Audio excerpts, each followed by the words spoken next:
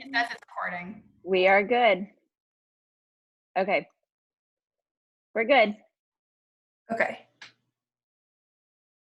Okay, sorry. I was like, for a second, my controls weren't working on my screen. I was like, wait. Okay. All right. So now we're going to get into, we kind of talked about this, but you can maybe flesh out your definition of success a little more. Okay, yeah, see, why isn't it letting me? Now it won't let me move my presentation.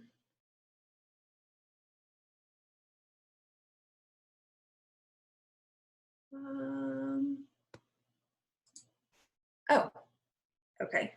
There we go. Sorry. Okay, so I want you to write down the end of this sentence. I'll be successful when. So fill in the blank. I'm just going to give you like 30 seconds to write that down.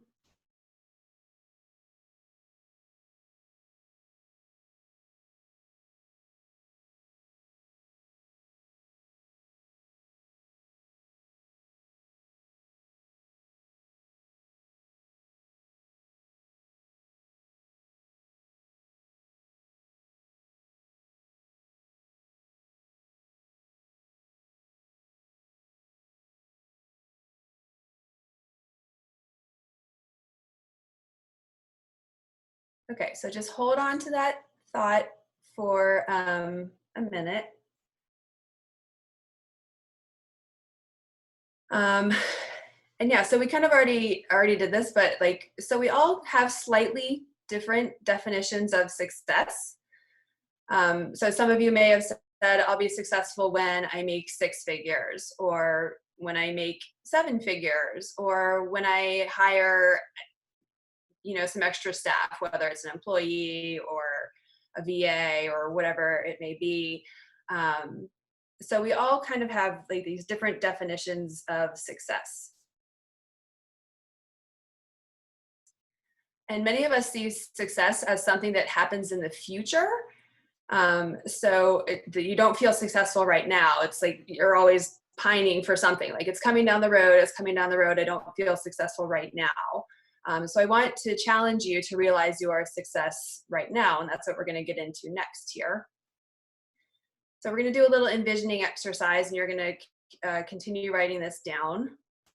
So I want you to envision someone who you really respect.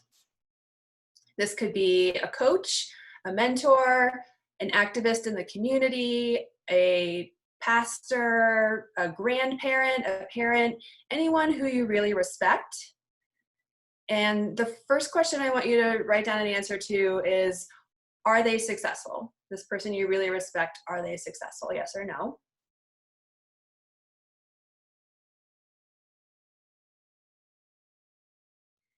And then I want you to write down the qualities that make them successful. So maybe it's that they are, living authentically, or living by their truth. Maybe they're leaving a legacy. Maybe they've had to work 2 jobs or 3 jobs to kind of provide for their family. But what are the qualities that you respect them for and that you feel that they are successful for? Write those down.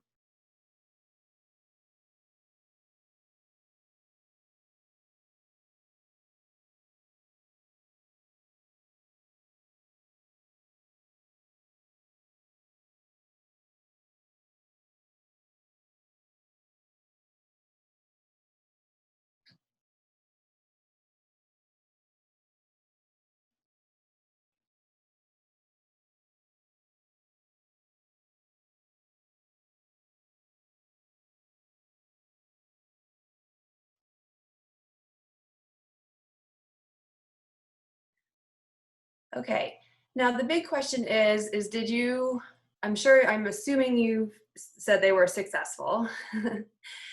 And now I want you to check your list, and did you write down that they are successful because they're making a lot of money? I can see some of you in the box, but can you okay, I see some no's. I'm seeing the no head shake. Okay, good. So yeah, so when we define success, like when we're talking about other people that we respect, and yes, they're successful, like we'll tell our friends, this person is successful, this person is successful. It's usually not because they're making a lot of money. Like that's not how most internally define success.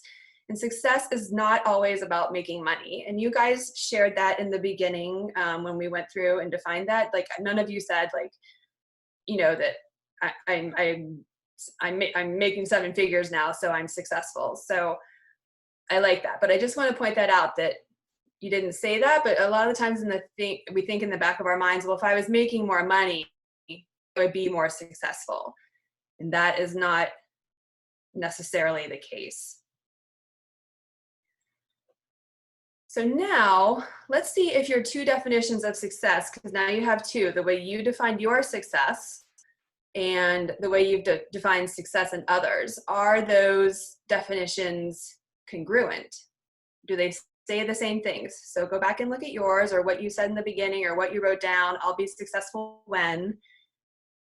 And does it align with how you define success in others?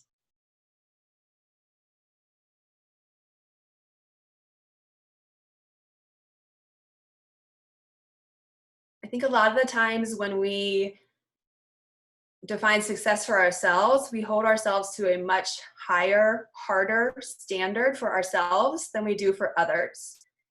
So if you look at your list of people who you respect, like the qualities they possess, if you look at yourself, take a good look at yourself, I bet you have those qualities right now as well. Because we usually tend to see the good in other people that we have in ourselves. So can you now redefine your definition of success? Can you redefine success? So I want you to now fill in this blank. I am successful because, and write it down.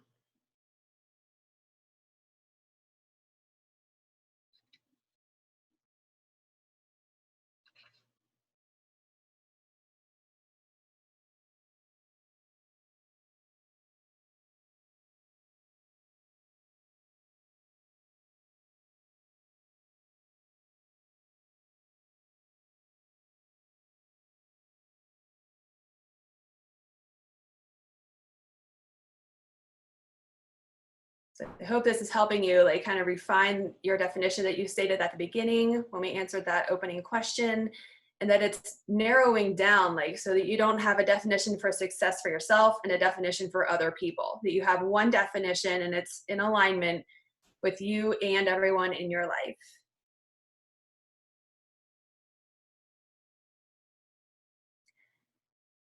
So measuring success. So how do we now measure that success?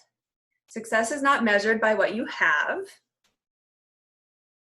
So how do you measure it? Here's some examples. Learning from failure so that we don't repeat what may have caused the failure. Being resilient, getting up after being knocked down, living with integrity, leaving a legacy, making an impact, overcoming fear. If you're doing all of those things, you can consider yourself successful. If you're living by this definition of what you see in others, then you are successful right now. So I'm going to stop my share to show you Deshauna Barber's story. She tells her story in a video on Facebook that I'm going to share with you because it's really powerful. So I'm going to,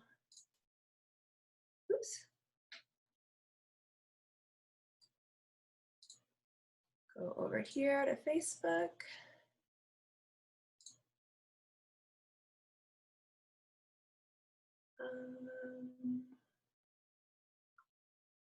Okay, wait, sorry, gotta go back to the screen share here.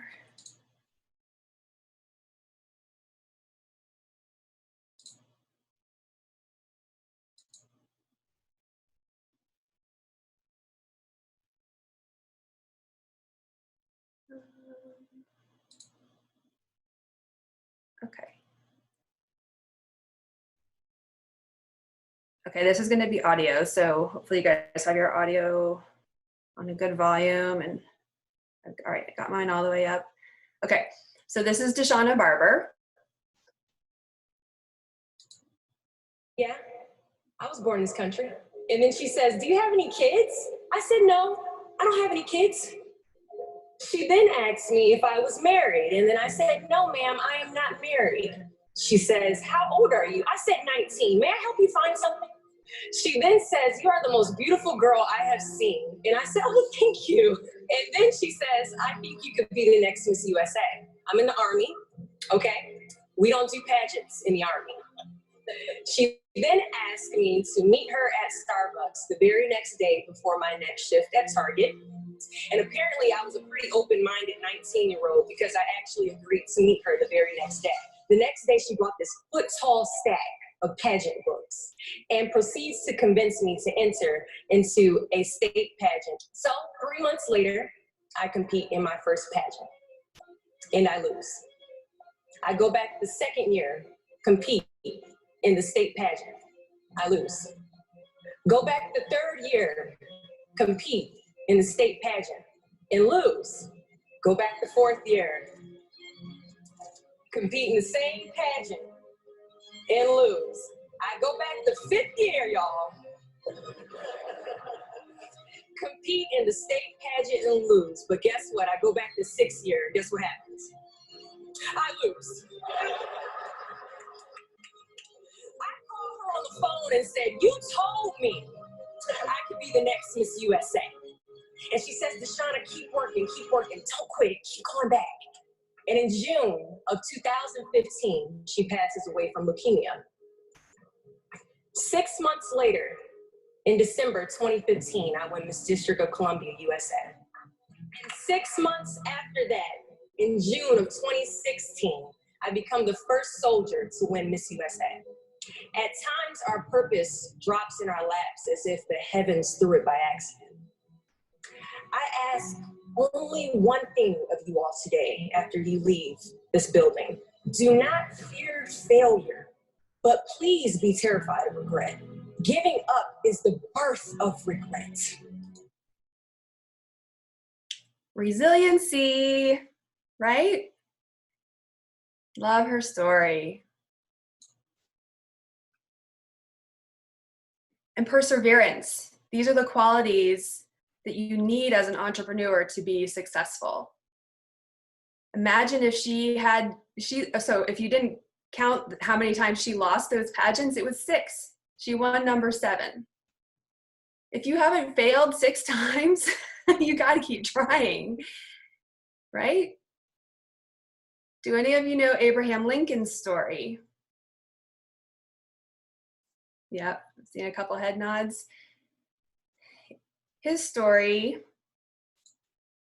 in short, is that he was a failed business owner.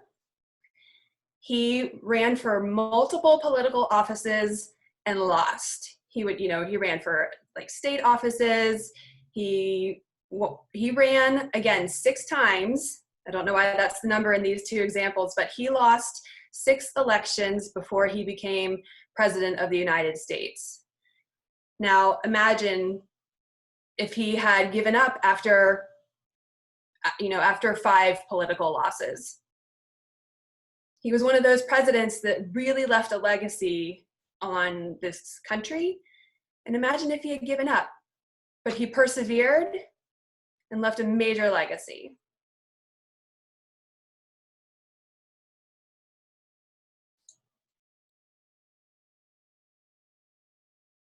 So success is a state of mind. So I know we don't have just women here today, but keeping your mind right is a huge part of being successful. And a lot of that is taming the inner mean girl or the inner mean guy, that voice in between our ears that's telling us, to give up when it gets hard, that we're not worthy, we don't deserve success. All of those negative voices in our head that we need to keep quiet. So how do we help keep them quiet? Well, crying is actually a very healthy thing to do. And it's something that I struggled with for a long time, that I felt I had a self-limiting belief that crying makes you weak. You know, any show of like emotion and vulnerability like that makes you weak. So like crying was like out of the question because I'm stronger than that, right? So keeping those emotions like locked down though ultimately weigh you down.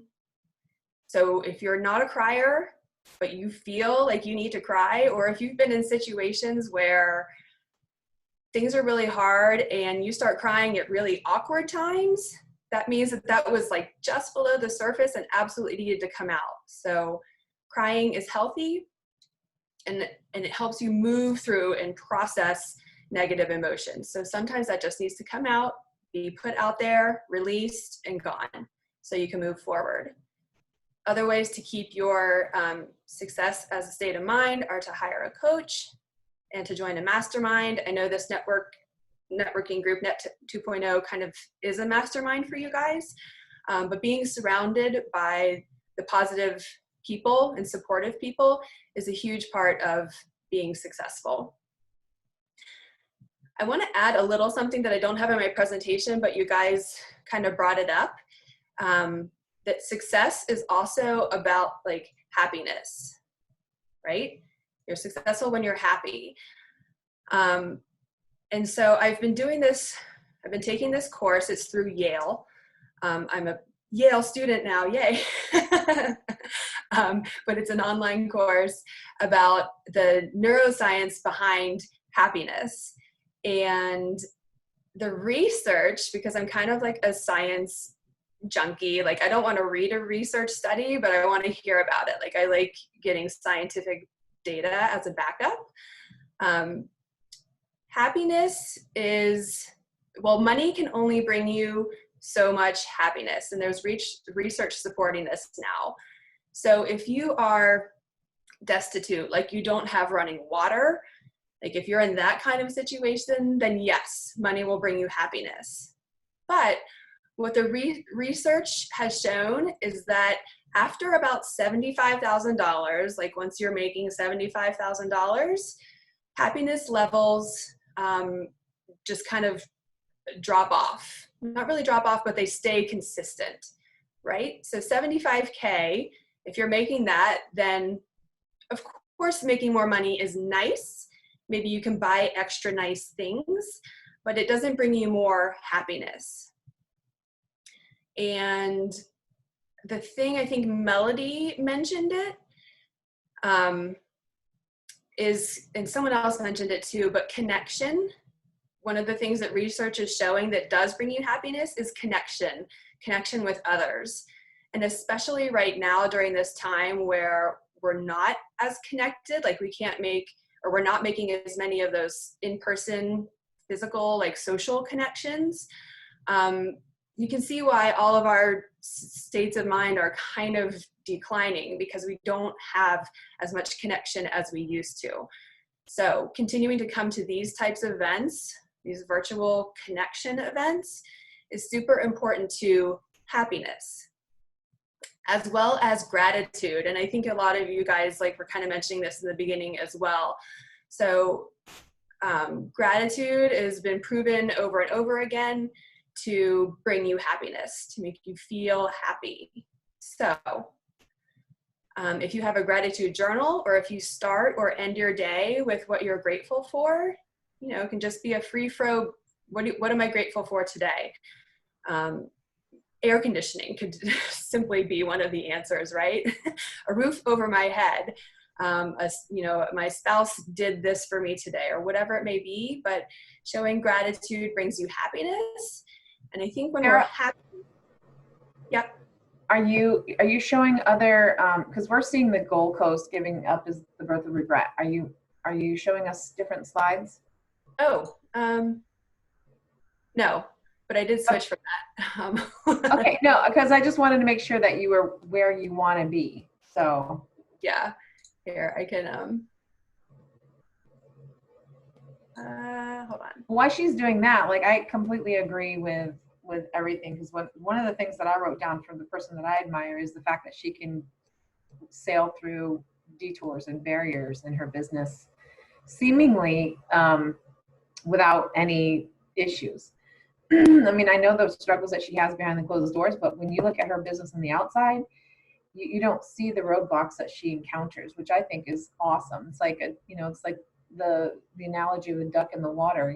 They look so graceful, but underneath they're paddling like hell.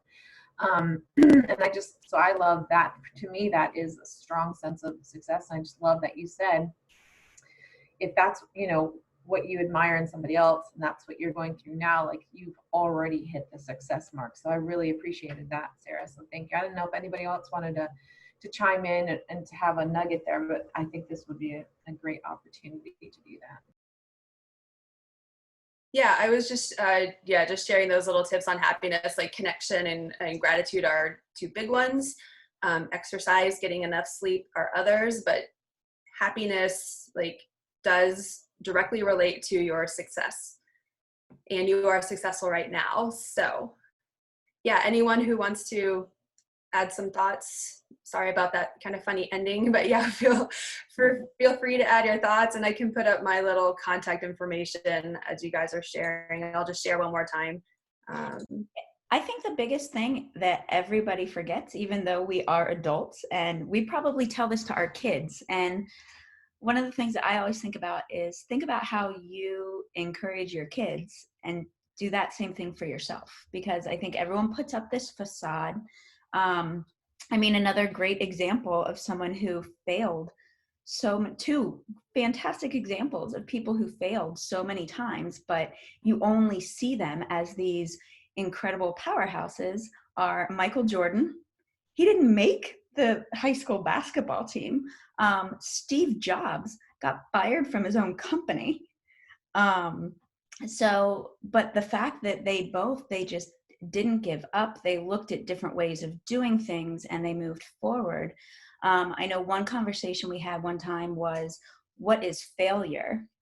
And a lot of people were talking about it very differently. And my thoughts on failure is, you don't fail because something doesn't work out. You only fail if you didn't try, because life is not this straight path. It's like this weird winding loopholed U-turned road, and it's all those little things that you fail at that end up making you more educated and to pursue something even more. So like I said, I always think about it as, what do I tell my kids? Okay, now then tell myself that, because that's a really great way of doing things, because the way you talk to your child is how you want to grow them into a really good adult and let them, you want everything for your child. So why not do the same for yourself? Yep, definitely. It kind of goes back to what I was saying, that we have those two definitions, a definition for ourselves and a definition for everybody else. Holding ourselves to impossible standards half the time. Yeah, right. We do that a lot, I think. That's just the nature of the beast. Sarah, I was just going to say, I love when you brought in the happiness, because that I write that a lot. That's over my evolution. That's been such an important thing that I seek for myself, and I so desire it for other people. And then with that, the person that I admire and what I'm aspiring to as well is that, and that's probably in another business I kind of plateaued for a while when you're talking about your profit thing, is that you can have happiness and you can impact lots of people. That's one of my biggest things, is I want to impact people in the biggest way that I can with my gifts and talents that I bring in my coaching, while at the same time it melds in with the return comes as well. That's okay to be paid for it too. That those two pieces together. So I think for a long time, I come from a serving background. I grew up that way. All my threads of mentoring throughout all the different things that I've done over time is the give. But sometimes forgetting that it's okay to reap the benefit in the profit piece as well. And that just comes to be more open, that's okay. That's part of happiness as well. Do you know what I mean? So that was, something that I've just been learning and paying attention to, and welcoming that it all goes together. And with that, you're also teaching others in that same way, because we do need to, as business owners, we need to have that piece as well. But it comes from doing the serving. Does that make sense? And being happy. Absolutely, absolutely, yes. Our businesses will only survive if we make a profit. So we do have to have money coming in. So like it's an energy flow. You may have heard this before. Yeah. Yeah, like money is just a transfer of energy, and when you look at it that way, it's like, Right. yeah, okay, I'm helping them, they're helping me. It's an equal exchange. Well, and it's a beautiful exchange. It's just, it's giving us each the freedom to then continue on our mission. It's really all of that. So, but the happiness is the key. Yes. Yeah. Thank you. Yeah. A great book that I read recently is called The Calling. It's by Raw Goddess. Hold on, I'll put it in the chat.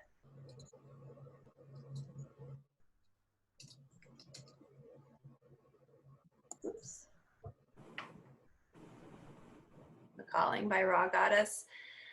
It talks a lot about what you were saying, that you can be in alignment with your work and make money at the same time. It doesn't have to be like a suffering to do the work we're supposed to do in the world. So yeah, that's a good book for anyone who may be interested in exploring that idea more. Well, I have something to add real quick. So go back to one of the questions that you asked is how do you,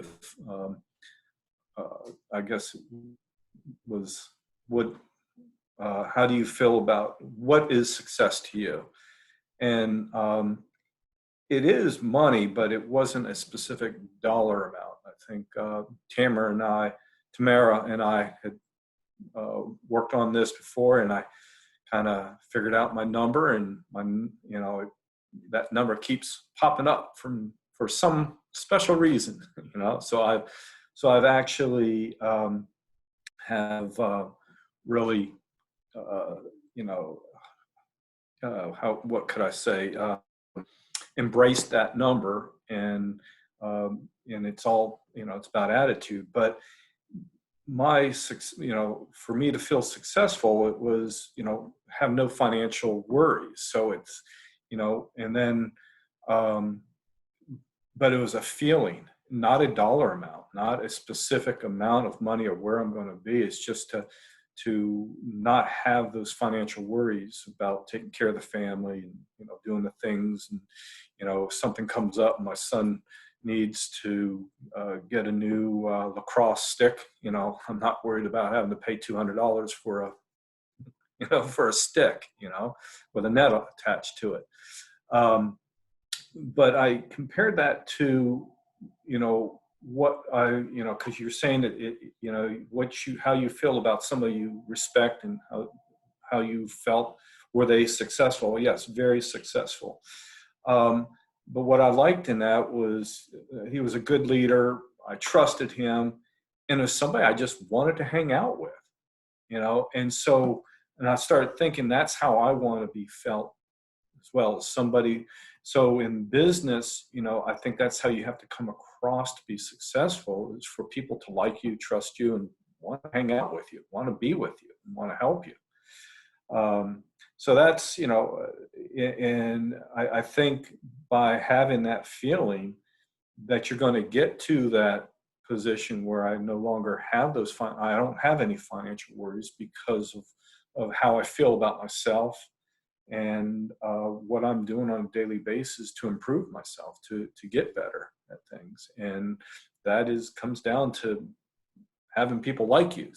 So and I can see, I kind of rambled on here, but I see the connection now, how I see, the person who I respected, and how what I felt about them is how I want people to feel about me.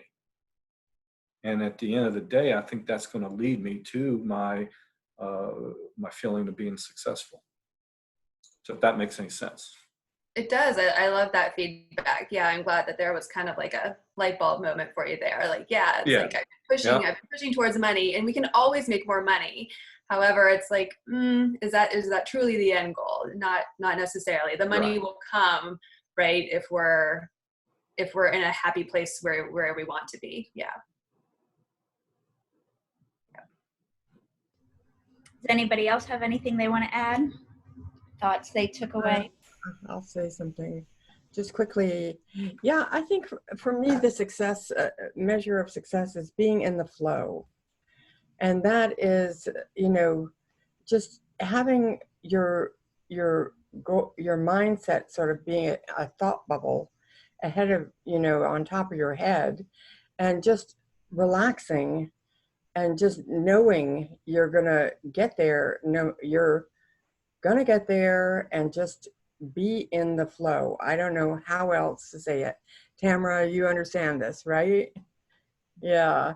And so it's just being, as opposed to worrying, striving. It's connecting and being. Yeah. Yeah, having a mindfulness and a presence about what you're working on. Yeah. Exactly. Yeah. Reggie, you had something you wanted to say? Yeah. So I thought the presentation was great. It makes me think about, like, so there's kind of two dimensions to success for me. There's like an interior and then an exterior. So like interior just means that I'm like in my lane. Like I'm using the gift set that I've been given that's unique to me. And so, you know, because we could do a lot of different things in a lot of areas, but I feel like I'm most successful when I'm using the things that I have, you know, to be able to add value to other people. And then, so that's sort of inside. The outside part of it is that I have greater and greater influence and impact on other people. So it's not just that I'm, you know, really talented in one area and I'm using that to maybe make things that nobody sees, or that I like and I'm the only one that gets enjoyment out of it. I feel like success really means that I've taken something that, you know, was personal and I've given it away, or not necessarily for free, but I've made it available to more people. And so success is sort of like the deeper I get in my lane, the more impact I have, the more lives I can touch. So like, to me, success means I'm at the highest level of like using my gift set, but I'm also touching the most amount of people possible. So I hope that makes sense. Yeah, I love that. I think I mentioned that like leaving a legacy or making an impact is one of those ways you can define success. So you're right there. I call it an inside out job. You know, what we're doing, it's an inside out job, and the impact. I love it, Reggie.